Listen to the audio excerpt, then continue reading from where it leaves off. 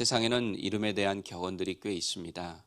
한국에는 유명한 호사유피, 인사유명이라는 말이 있죠. 호랑이는 죽어서 가죽을 남기고 사람은 죽어서 이름을 남긴다. 또 이게 진짜 있는지는 모르겠는데 보니까 서양에는 세상에서 가장 아름다운 것은 자기 이름이다 라는 말이 있고, 또 중동 지역에는 자기 이름보다 더 소중한 것은 없다 하는 말이 있다고 합니다. 분명한 것은 세계 모든 사람들은 자신의 이름을 매우 소중히 여긴다는 것, 또 이름을 남기는 것을 명예로 생각한다고 하는 것입니다. 그래서 어떻게든 자기 이름을 남기고 자기 이름을 알리기 위해서 많은 노력을 합니다. 약 300여 년 전 유럽에서는 부자들이 학자와 작가들에게 책을 출판할 때 돈을 주면서 그 책의 맨 앞에 쓰는 거에 이 책을 누구누구에게 바칩니다 할 때 그 누구누구에다가 자기 이름을 좀 넣어달라고 그렇게 요구하기도 했다고 합니다. 그리고 우리가 이제 박물관이나 도서관 같은 데 가보면 건물에 또 어떤 작품이나 어떤 것에 기증자의 이름이 붙어 있는 것 우리 쉽게 볼 수 있습니다. 또 교회에서도 보면 이렇게 건축을 할 때 그 교회 입구에다가 이렇게 헌금한 사람들의 이름을 적기도 하고, 또 강대상 같은 교회 안에 쓰는 성구들을 도네이션한 분들의 이름을 붙여주는 경우도 있습니다. 자신의 이름을 내세우고 싶은 이 욕구, 이것은 예수 믿는 사람이나 믿지 않는 사람이나 같은 것 같습니다.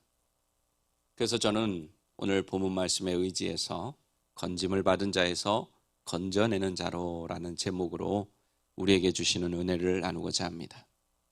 오늘 읽은 본문은 하나님께서 출애굽의 리더로 세우신 모세라는 사람의 이름이 어떻게 지어졌는가 하는 것에 대해 기록을 하고 있습니다.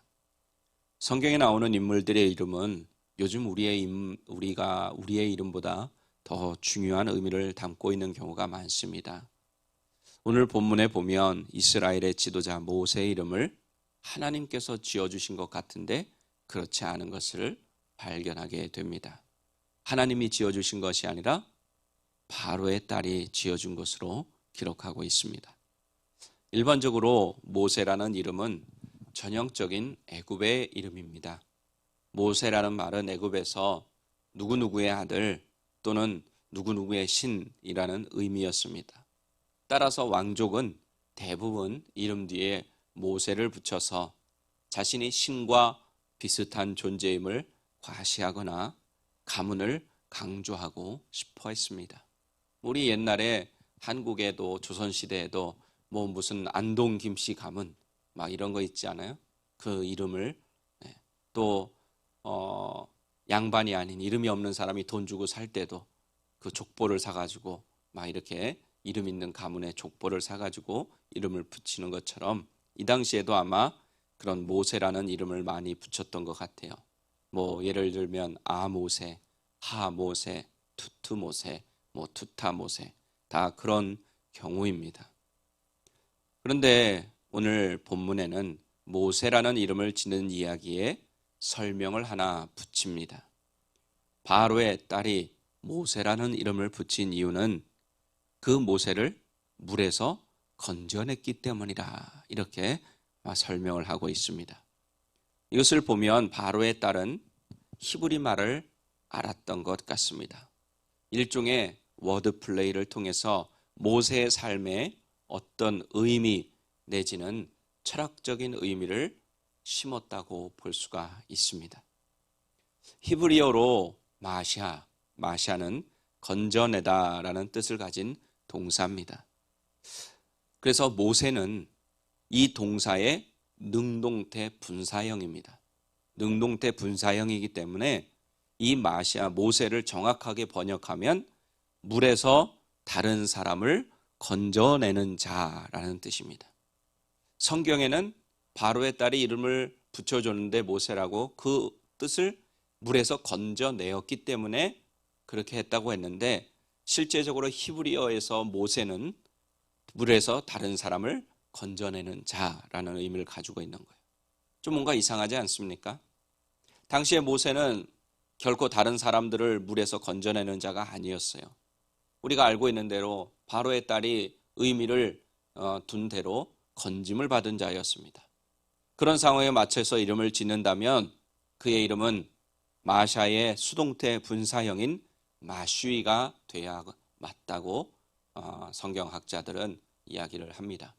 그런데 바로의 딸이 모세라고 이름을 지어준 것입니다. 바로의 딸이 의도를 했든지 그렇지 않든지 성경에는 나오지 않지만 물에서 건짐을 받은 마슈이, 수동태 마슈이는 공주가 이름을 지어준 대로 나중에 성장을 해서 다른 사람을 건져내는 모세가 됩니다. 모세는 친어머니의 품에서 자라면서 히브리 민족에 대한 정체성 갖게 되었고 옛날 이야기처럼 들었겠죠. 그리고 40년 동안 이름에 있는 의미와 함께 애굽 궁궐에서 히브리인의 정체성을 잃지 않고 자라납니다.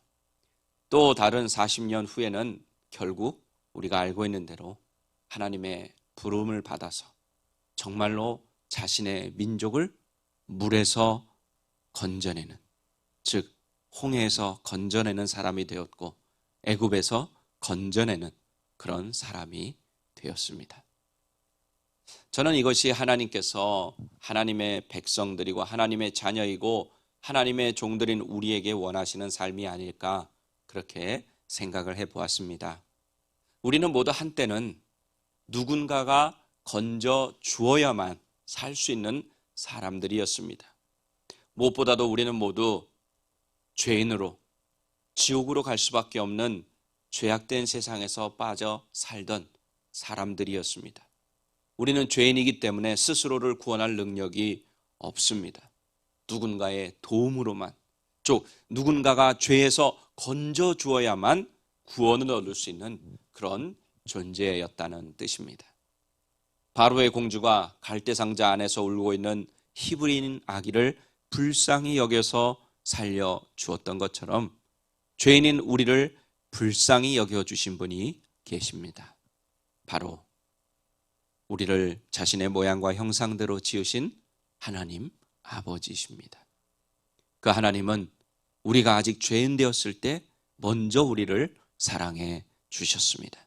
그래서 우리를 죄악에서 건져내어 살리기 위해 하나밖에 없는 아들을 이 땅에 보내주십니다.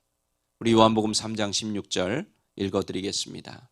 하나님이 세상을 이처럼 사랑하사 독생자를 주셨으니 이는 저를 믿는 자마다 멸망하지 않고 영생을 얻게 하려 하심이라. 아멘. 그리고 우리 죄인인 우리를 살리시기 위해서 그 아들을 십자가에서 죽이심으로 하나님이 우리를 얼마나 사랑하시는지 보여주셨습니다. 로마서 5장 8절 말씀입니다. 우리가 아직 죄인 되었을 때에 그리스도께서 우리를 위하여 죽으심으로 하나님께서 우리에 대한 자기의 사랑을 확증하셨느니라. 아멘. 그리고 사도 바울은 더 직접적으로 우리를 죄악에서 건짐을 받은 자들이라고 설명하고 있습니다. 골로새서 1장 13절입니다. 그가 우리를 흑암의 권세에서 건져내사 그의 사랑의 아들의 나라로 옮기셨으니. 아멘. 또 디모데후서 4장 18절입니다. 주께서 나를 모든 악한 일에서 건져내시고 또 그의 천국에 들어가도록 구원하시리니 그에게 영광이 세세 무궁토록 있을지어다. 아멘. 모세가 어렸을 때 죽음에서 나일강에서 건짐을 받은 자였지만 자신의 이름처럼 나중에 다른 사람을 건져내는 사람으로 하나님께 쓰임을 받았습니다. 우리도 모세처럼 죄악된 세상 가운데서 죄악에서 건짐을 받고 구원받은 사람이 되었습니다. 그리고 그 구원받은 사람, 건짐을 받은 이후에 우리에게 주어진 이름이 있습니다. 바로 그리스도인, 크리스천이라는 이름입니다. 그리고 목사, 장로, 집사, 권사 등 직분적인 이름도 있습니다.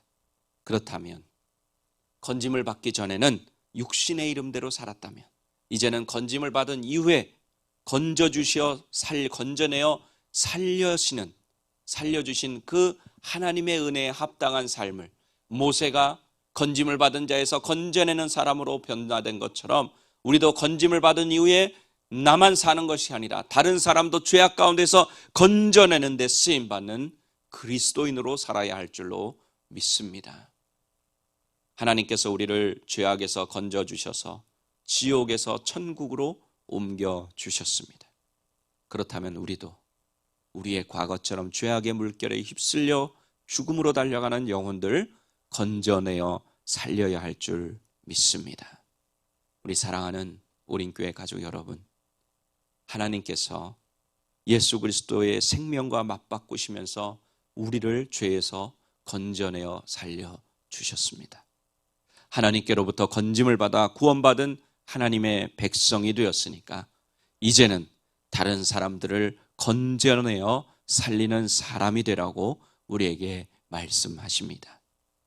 이제 세상 가운데 지옥으로 달려가는 수많은 영혼들을 하나님이 우리를 불쌍히 여긴 것처럼 바로의 딸이 히브리 악인 모세를 불쌍히 여겨서 건져내어 준 것처럼 하나님의 마음을 가지고 예수 십자가 복음으로 그들을 죄악 가운데서 건져내어 천국으로 인도하는 우리 교회와 여러분 모두가 되시기를 예수님의 이름으로 간절히 축원합니다.